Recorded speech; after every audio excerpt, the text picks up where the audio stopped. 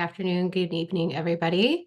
I'm Paula Fontana. I'm CMO of Illuminar, and I'm going to be facilitating today's session on Digital Risk 2025, Outpacing Threats in an Increasingly Digital World.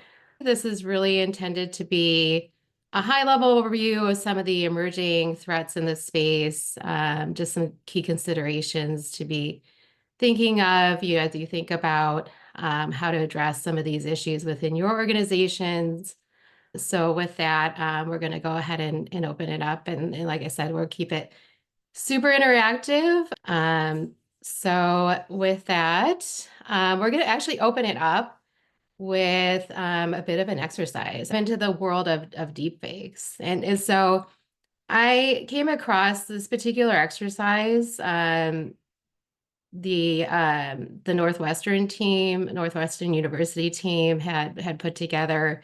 Actually, they've got a quite comprehensive quiz that you can take. It's like represented like 220 images, and it's really quite challenging. I was actually surprised at how few of the fake images I was able to guess. But take a minute and see if you can pinpoint which ones are of the nine that you see, which are the real images, and we'll give you a couple minutes. And I got this completely wrong. If it's any consolation, and we spent a lot of time in which we're going to get into in a minute, creating imagery video with AI. All right. So I think none of us got this correct. So it is interesting just how believable deepfakes are getting, right? And a lot of it surrounds the nuance or being able to spot fake images or AI generated images, really relies upon these telltale nuances that you can see on the screen. So so the two the right hand corner and the bottom left hand corner, those were the real images. The rest were fake. And so and this sort of gets into the details of why or things to look for in those particular images. Anything from things in the background that just don't quite add up in terms of the overall context. People in general are just hard for AI to really nail in a believable way. Other things, I think one of the things that I don't always think about, but maybe we do inherently, is cultural cues, right? So you've got these two gentlemen that are hugging. Hugging is not common in the Japanese and Asian cultures, especially in a professional setting. So just thinking through, is this believable, based on what I know of facts of a particular situation. So really very interesting. As I said, definitely, and I'll share out some links where you can go through the full quiz of 220 images if you'd like, but super interesting. Some of the things that when we work with teams on skilling up your teams on how to best identify fake images, it kind of falls into two categories. We're going to dive into static images first, and then we're going to get into some of the other styles of deepfakes in a moment. But in terms of the imagery, and we're going to unpack a few specific examples of the pictures that we just walked through. So anatomical implausibilities. So if you look closely at the gentleman's mustache on the prior picture, there's a visual artifact or something that doesn't quite up in terms of his smile there. So scrutinizing the image carefully for those things that don't necessarily, particularly with humans, specifically problematic. Oftentimes you'll see extra digits on the hand, or the profile of the individual just isn't exactly the way a true human would appear. Stylistic artifacts. So you're also looking for very detailed aspects of the photograph that wouldn't necessarily be realistic in a real photograph. So in another one of the photos that proved to be fake, she actually had extra wispy hair. So there's a lot of details surrounding her hair. Sometimes you'll see this, especially in the eyes of a photograph. AI can't exactly nail eyes. Teeth is another problematic area. So looking for either extra detail in the anatomy of an individual or in the surroundings that doesn't quite match up with the rest of the photograph, or looking for things that just don't belong. Functional implausibility. So if you look carefully at this other image, she's got a detached collar, violations of physics. There's blurred resolution on the artifact in the background there. I know we talked about some of the social, cultural implausibilities. Uh, Yeah, so that's just at a high level, some of the things to look for. And I'll share out the full guide from the Northwestern University team. Super interesting, and obviously this continues to evolve as we go. It just gets better and better in terms of how it can emulate reality. But those are some of the things that you and your team can look for today. And this is sort of how it translates to other forms of um, deepfake. So another form of deepfake, or a couple of other forms of deepfake that we're seeing emerge in the space among our clients and the work and the folks that we're working with in the community. Voice attacks are becoming much more common. I think we're seeing this more and more often in the news, where even with regard to your family members, like bad actors are getting very good about um spoofing voices and impersonating either authorities or people that you care about. And those are called vishing attacks. And so essentially, the attackers use a variety of social engineering techniques to build credibility, trust, urgency, etc., to either get information from you or extort information from you, or um, so I learning to identify what are the telltale signs that um, this is a fake voice, really very important. Similarly, I think we're all victim to, in some way, shape, or form, something called smishing. So becoming much more common in terms of SMS spoofing, anything from like recruiters to pointing to specific malicious websites, offering you prizes, or there's always the traditional, the prince, the crown prince, needing some information from you to wire transfer, millions of dollars, but leveraging text messaging to build a relationship and extort or manipulate, persuade people to behave in a certain way, right? So this is another area that is getting even increasingly more difficult to discern as bad actors have access to more and more information about us and sort of how we behave. Quishing is another one that has really, and now that I just asked you about scanning the QR code to access Mentimeter, but using QR codes to entice people to visit malicious websites, or what they think might be legitimate websites, in terms of their placement at different events or different places, of actually pointing those people to uh, places they shouldn't be, or a place that they can then collect information from those individuals and use that information to to either breach an institution or extort information or extort money from those individuals. And then finally, whaling. This is another area that we continue to see a great amount of prevalence or increasing amount of prevalence, targeting very senior individuals of firms.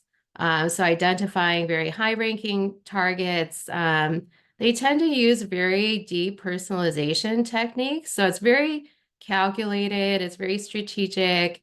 It tends to be around matters that the individual would really care about, mimicking the handwriting or style of other C-suite executives or other trusted stakeholders. And also employing a very different set of tactics around the style of engagement. So using less frequency, so as not to raise suspicion. But these sorts of attacks tend to be, and it could be combined with any one of these, right? It could be, in fact, there have been quite a few in the headlines around leveraging, video, deepfake video, or leveraging vishing, for example, to extort information. Actually, there's one that I really I point to on a regular basis. It was Ferrari. Just a few months ago, there was a high-level executive at Ferrari who was targeted as a part of this attack. And something didn't quite add up as a part of this conversation. And in that particular conversation, he asked the individual, "Hey, can you tell me the name of the book that you recommended to me last week?" And obviously, the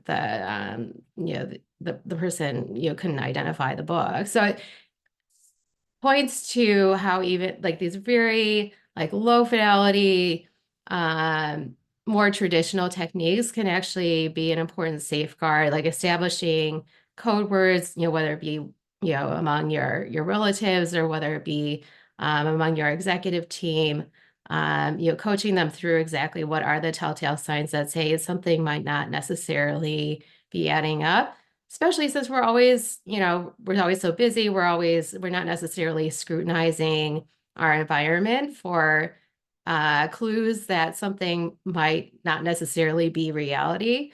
But this is becoming more and more often the case. And so these are just some things to be aware of. As just to recap some of the things that we just talked about, things to take away.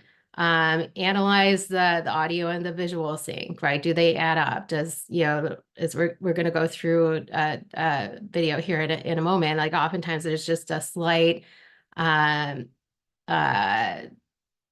mismatch between the words that are being spoken visually and what you hear via the audio. And so looking for that mismatch on the video feed. Examining the audio quality. Oftentimes, whether it be video quality or whether it be audio quality, consistency in what you're seeing, there's slight distortions in what you see. The quality may not necessarily be the same level that you would see in a traditional, say, like Zoom call, like the one that we're on right now. Evaluate the behavioral cues. There's a lot of stuff that we pick up in context that, like, if your intuition tells you that something is off, believe your intuition and deploy some of those other strategies. Or, hey, can I call you back? I just want to make sure that we've got this figured out, or maybe the line is bad. Let me just call you back. And then finally, using detection tools. Detection tools won't necessarily help with everything, but figuring out what tools are at your disposal, what tools should you be using within your organization to help people really discern fact from fiction. I think as we think about crisis management and resilience and risk management in particular, like one of the big areas of concern that, like, as I think about it, is the potential to use, as we've seen, right, in recent crises, whether it was Hurricane Helene or, some of the flooding incidents, and even with the wildfires, how people are leveraging fake imagery to influence public opinion or influence the effectiveness of crisis response in the area.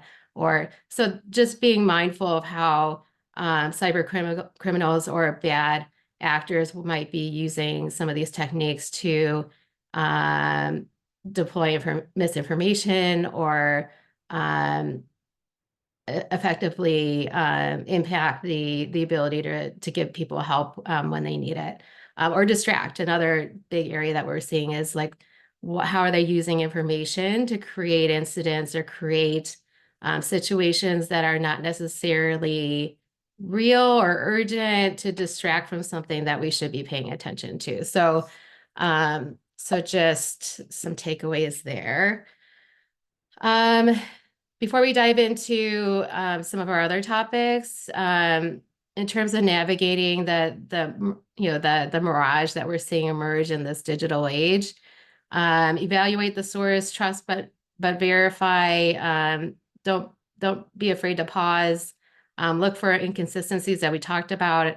I know I learned just by going through this exercise, there's clearly some things that I need to do better about training myself. And just ensuring that your teams have those tools at their disposal as well to educate themselves. Break free of the bias. I think sometimes slowing down and not necessarily making some assumptions that everything is legitimate or verified, or slowing down and ensuring that you've got those controls in place. Ensuring you've got those policies and controls in place for your team. Like in the scenario where the financial institution in Asia was breached, $25 million payout to a deep fake. What are the controls that you have around financial transactions, or exchanging, critical or key information about sensitive matters, for example. Set up authentication measures. This could be using any variety of digital tools, but it also could be really low fidelity, just non-digital ways of just fact checking, right? You know, ensuring that you have a code word, ensuring that you have a question that you use to verify the identity of the people that you're speaking with on sensitive matters. And then finally, just know that technology can only do so much. Ensure that your team is trained and that they have the experience of going through these sorts of events before the event happens, and ensuring that your team has the wherewithal to deploy a response if the unthinkable were to happen, because it is happening with much more regularity. These are just some links I'll share out at the end. And as I said, we'll share out the materials so you'll get this. But I highly recommend going through the Northwestern quiz and for yourself, taking that for a spin. We also offer a wide variety of microsimulations that you can deploy to your team. Encourage you to check that out. And there'll be a QR code at the end of the presentation if you want to check that out for your team. So we're going to talk a little bit about the convergence of digital security. We've got a couple of fun exercises here as we go through this. So one, I'm going to dive into drones. And obviously, drones have been massively in the headlines, whether it be the New Jersey drones or the drones around the East Coast, or, that they seem to be popping up around the, all across North America. Whether they are or they're not, I think there's just a lot of ambiguity around that. But the concern around drones is really very real. And so I think we're seeing with, not only are they more frequently in the headlines, but we are seeing some scenarios where they are being used in a way that wouldn't necessarily be that essentially impede our safety. And so some of the things that we're going to dive into here are just some of the safety and secure privacy concerns. So leveraging a drone potentially to surveil people or surveil situations, collect intelligence about your property, people, places, et cetera, third parties, for misuse. Some of the safety risks that we're seeing. There was actually a headline out of the California wildfires where there was a collision between a firefighter aircraft and a drone. And so ensuring that you have the proper protocols and policies in place to prevent, and really manage the operation of drones. Malicious use. So this is something that's coming up with more regularly. We see it headlined in the news with regard to some of the geopolitical events that we're seeing transpire around the world, but using drones to deploy things like biological weapons or bombs or other sorts of weaponry. That is an aspect that we're seeing play out like from a geopolitical perspective, but it is something that more and more we should be thinking about from a physical security perspective for our own organizations and the people that we serve. Cybersecurity threats, so how can drones be used to essentially infiltrate, networks or collect key information or to infiltrate your digital footprint is another area of increasing concern.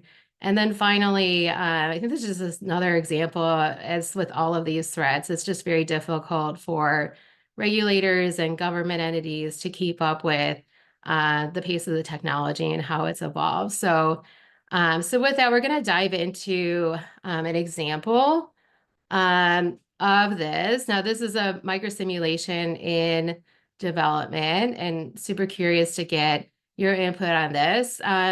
So this is our eyes in the sky microsimulation, and this particular microsimulation, you're going to find it's going to take us through how to recognize emerging threats, especially those that we're not necessarily accustomed to thinking about. Assess the strategic impacts.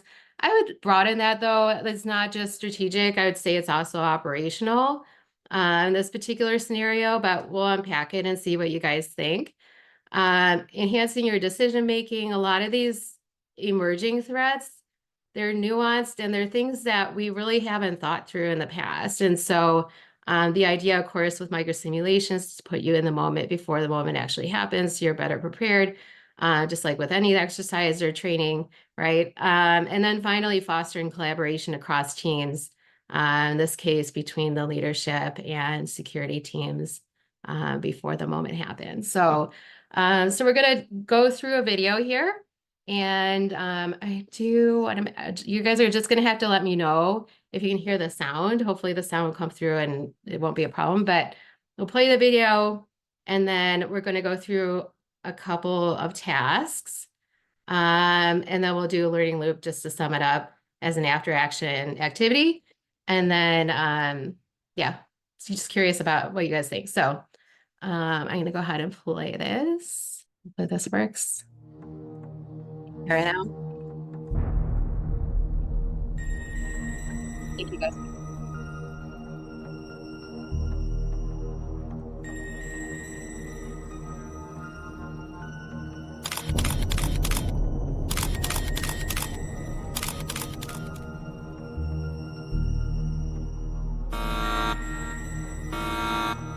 This drone isn't just loitering, it's collecting data. Faces, license plates, employee badges. It's building a dossier of everyone entering the building. We've tracked the drone's movements. It's been scanning entry points for weeks. But we don't know who's behind it, or why. If someone's mapping our personnel and schedules, what's the end game? How do we protect our people? All right, so just to recap what happened before we dive into some of the tasks. So we have a drone that's been hanging out outside the building for a period of weeks. Security has ascertained that it's collecting, or they're making some assumptions here that based on its movements, and that they suspect it's collecting information about people, license plates, etc.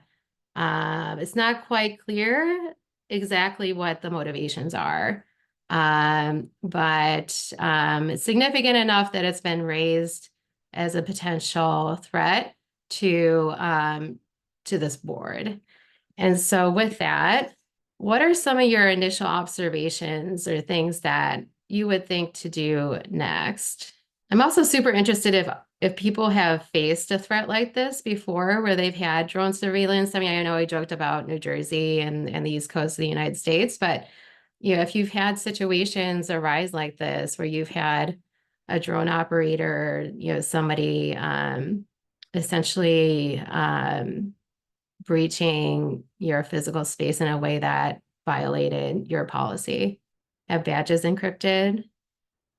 That's a really interesting idea. Try to identify the drone owner. It's interesting because you'd think that even out of some of the circumstances in the East Coast of the United States, this seems to be more difficult, or at least from the public perception is that it seems to be more difficult than it would appear. Staff concerns about what is happening. Yeah, this would be very unnerving if you're visiting the building and walking in and out, and there's drones. In this case, obviously loitering and potentially collecting information on you. Initiate crisis comms. Yeah, I wonder how many people have a communication template for this specific scenario. Alert FBI, especially if you're part of critical infrastructure. Ensure that the office entry points for employees are visibly protected. Are there any attempts from an outside device to access the Wi-Fi on the business? Interesting. These are so interesting. This particular scenario was inspired by a gentleman by the name of Vernon Williams. He works for Securitas, but he does a lot of work with Rational. He actually co-founded Rational Risk. It's just been such an interesting area to explore.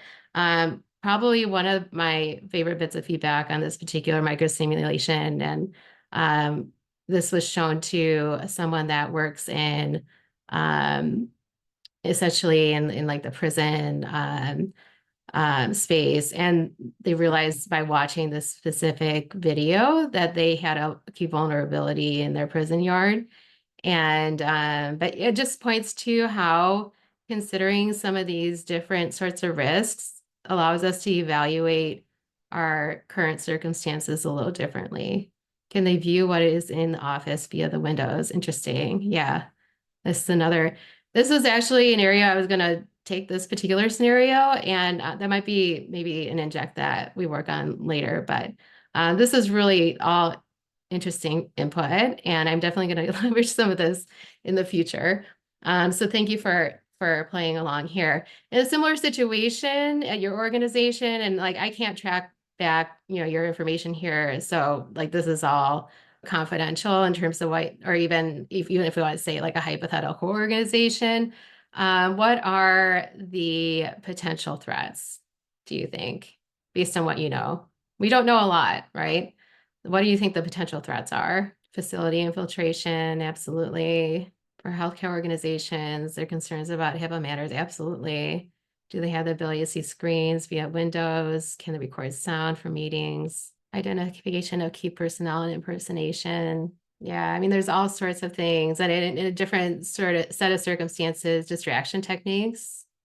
Yeah, that's another, just hearing anecdotally in the public security space, this is definitely something that they are concerned about in terms of distracting away from other sorts of events that might be transpiring in that community. Yeah, and this is in a corporate, city setting. You might imagine, if you're talking about, there's another microsimulation that's more focused on, another drone topic, but in the setting of a stadium, right? Or, some other public facility where you have large audiences or masses of people, and like combining this with the threat that we talked about earlier, leveraging drones to deploy weaponry or biological weapon or any sort of attack. Yeah, surveying potential vulnerabilities for a future attack. It's interesting too to think about, well, who owns this from a response perspective?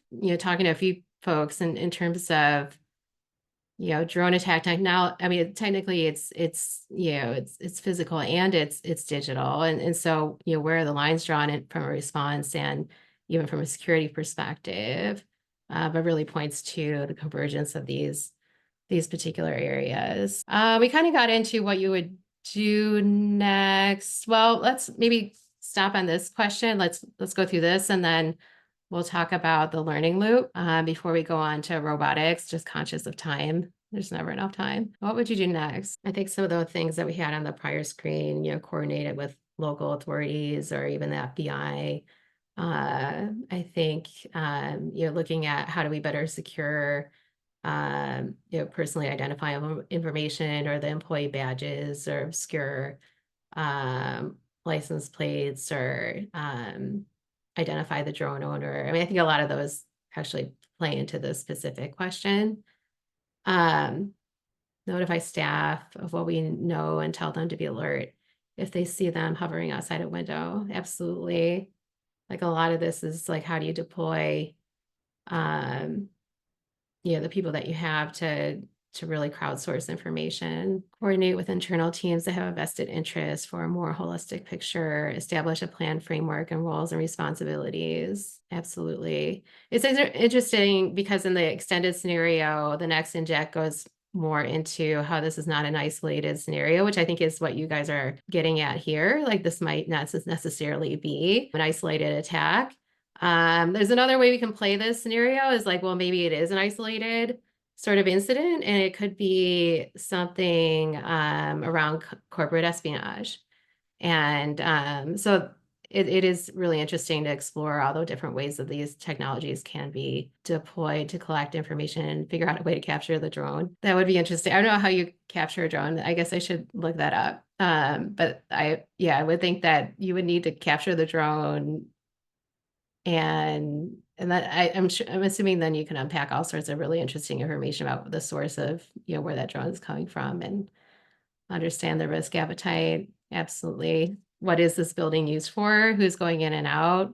What information do you think that they're surveilling? All right. How confident are you that your organization could handle a similar threat in the future? And this is more from an after action perspective. So confidence level on the left, like not at all. On the right, super confident. Yeah, that's sort of where I was guessing people would fall, just because it's not as if this is like, as with any emerging threat, it's not as if you are starting from zero. Because you're repurposing a lot of the tools and strategies that you already have in place. So how do you apply them in a nuanced scenario, or scenario with very different characteristics, dealing with some unknown unknowns and some known unknowns? It's really very interesting. So, well, thank you for playing along with that exercise. I hope you enjoyed it as much as I did. Now we're going to dive into robotics. And so, again, we're going to do another fun exercise. We're going to keep this as interactive as we can. This is actually something I came across by happenstance. This is a film by the name of Wallace and Gromit. If you haven't seen it before, this particular series, or this particular episode, Vengeance Most Foul, and it really points to, I mean, in a more comedic way, some of the possibilities and but also the pitfalls of robotics. So we're going to watch this short video. This is the official trailer. We're going to play some of it, and then we're going to unpack some of the realities around robotics. This is just a fun way to bring it out. Feathers McGraw, you have been found guilty of the attempted robbery of the Blue Diamond. If not for two upstanding citizens, you would have succeeded in your wicked plan. Morning, Gromit. How's my favorite pooch? Another great day of inventing beckons. Wait till you see the next thing I'm working on. A smart gnome. Call me Nobot. Oh, hey! Oh, look at him go. Ta-da! Oh, a Wallace onesie. He's a household gnome. What could possibly go wrong? Robot, recharge time. New instructions received. What on earth? I just don't get it. Why would me own gnome turn evil? It's a proper crime wave. Where's me tools? Where's me shed? And where's me glasses? Oh, they're on me head. Okay. So you get the idea. In this particular episode, the inventor goes and creates a robot, a robotic gnome. And in this particular case, the robot, the gnome, the smart gnome, if you will, was infiltrated by an evil penguin. And he ultimately controlled the robotic gnome, the smart gnome, and but what I like about this particular, you have to watch the full movie. It's really quite good. I watched it with my kids, and we had a lot of fun. But it showed the promise, but also the peril of some of these emerging technologies if they fall in the wrong hands. So we're gonna just looking at time here. We're just gonna unpack some of the sort of a silly way to go through some of the things to think about. But if I can advance my slide, there we go. These are some of the key considerations when we're talking about robotics, broken out into 5 or so different categories. And we saw some of these play out in the short film, right? And even some of the key considerations that we talked through in the drone scenario as well. You could be dealing with when you're deploying robotics within your organization or working with organizations that have deployed robotics. There's a potential for malfunction resulting in physical harm or other types of destruction or damage. Weaponization is another one that's making a lot of the headlines. How can these be militarized or used to deploy violence? Workplace accidents. So more from a safety perspective, how do we ensure that we have the proper protocols in place to prevent physical injury or other types of events from playing out?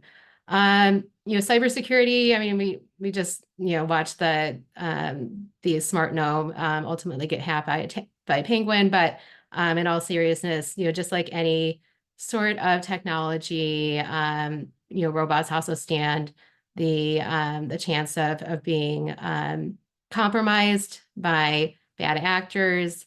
Ransomware can be deployed on these robotic systems. They can be exploited to make harmful decisions. So from a physical and cybersecurity perspective, there's a myriad of concerns that teams need to think about as they deploy more robots, either in your setting or in the settings of your third parties. Some of the other bigger picture things that have come up more recently, I'm sure many of you have seen the same headlines I have in terms of job displacement, in terms of surveillance. We just talked through the drone scenario, but how can you use robots to also collect information? Or even if you're not necessarily aware that those particular robots are collecting that information, more from a privacy perspective, right? How, and this kind of bleeds into one of our next topics around agentic AI. What sort of autonomy and decision making do robots have in conducting the job that they're assigned to do? How do we ensure that they are making decisions in a free and unbiased way, that they're trained appropriately, that we have the proper controls and accountability measures throughout the process of their as they're built, right? As they're designed and built. And then finally, from a resilience perspective, just thinking big picture, what are some of the key systemic risks that we introduce by adding robotics into our operating environment, including things like over-reliance, right? We're already seeing that emerge with generative AI. Are we compromising our physical assets or our people assets by deploying AI and just being mindful of the broader systemic impact by making some of these introductions in technology? So with that, just conscious of time, I'm just going to go through some of the high level here, and we'll share out slides. But I do have a question at the end about what you'd want to hear more about. Some of the talks we haven't gotten to, but I think are really interesting to explore. Digital twins have been around for quite some time. But how can digital twins either be manipulated or potentially cloned to inform smarter sorts of cyber attacks, right? Looking at, so digital twins are essentially a replica of our physical environment, or they could be a replica of our people. And so how can you use that mirroring, or how can bad actors use that mirroring that happens to either infiltrate the actual model that you have of people's, systems, data, et cetera, to compromise your own model, or can they create their own to really to be smarter about how they compromise your systems is the concern. Data poisoning, similar in the vein that bad actors are looking at how they can infiltrate your data that you're using to train your machine learning models in such a way that either it distracts from the signal, so adding a bunch of noise to your data set so that it distracts from the signal that essentially machines use to make decisions. Looking at how they can compromise either segments of the data or your data set more holistically so that you can't make appropriate decisions. And then finally adding backdoor vulnerabilities that could be compromised, could be used at a later date. And then agentic AI, this is an area that I think warrants its own series in a lot of ways, just because I think this is really going to change the game for us in just so many ways that it's even very difficult to discern. But the idea that you have AI that has agency essentially, so it's given some sort of direction or a task, and then essentially it is able to carry out what it needs to deploy in order to reach that specific goal or an outcome. And so how do we work with our technology teams and technology organizations to ensure that we have the ability to deploy that technology responsibly, and that we're able to think about, again, like when we introduce this from a more systemic perspective, what are the downstream impacts that we should be considering and ensuring that we have controls around. So there's more here in terms of just things to think about that you'll see in the deck when you get it. We didn't even get to quantum. There's a blog on our website about just some key considerations to be thinking about with regard to quantum computing. So you might want to check that out. There's just so much, as you know, there's just so much content out there about all of these really interesting areas of emerging risks. So this is more a matter just to give you some highlights of what are out there and some ways to get you and your team started. So if you haven't seen it already, we're running a 2025 Digital Risk Bingo Challenge. We're challenging people and teams to put together their own digital risk bingo card. This is sort of our cheeky way of predicting the future ourselves. These are not necessarily real events, but we had fun putting this together. But I know Donna Speckert submitted hers, and she's got some really insightful predictions for the year ahead. So I said, don't scan the QRs. I got a QR out there, but you can find all of this on our website, on our blog. If you're interested in deploying a digital risk microsimulation, including the one that you saw today, you can also either scan the QR or visit our website. Thank you so much for joining. us today. I really enjoyed the conversation and such an insightful microsimulation. And I hope you're able to join us next week. And if not, I'll catch you on another one. Thanks so much.